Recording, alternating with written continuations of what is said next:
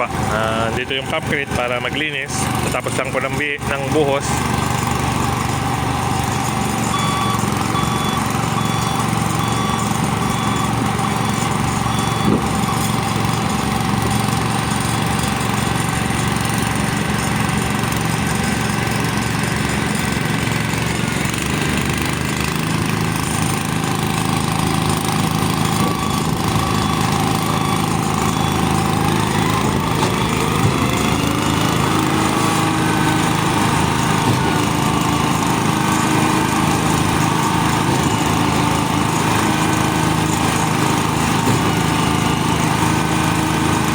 Po natin saan niya dadalhin yung tubig.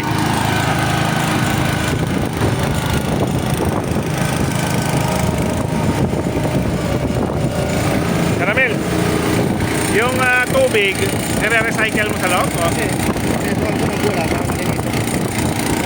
Dito yung bola lalabas. Hindi pa biglang bubulusok na lang yan. So lilit pa ang puta. Ayun na. Okay.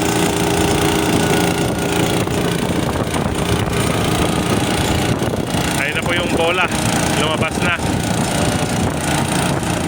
Ayun pa. Yun.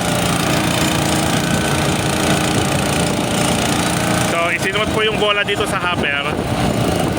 Then papam. Then yun na po yung bola. Gerald, pakita naman yung bola. Ito po yung magic bola ni Gerald. Ayan. So kwan po ito, soft. Pero hindi po ganun kasoft para kaya niyang maglinis ng mga leak pipes. Ito pa. So yung kinarga na tubig po doon, nilalabas niya lahat. Okay. Yan. Ayan na pa. Ang ating cleaning ng ating pump crate.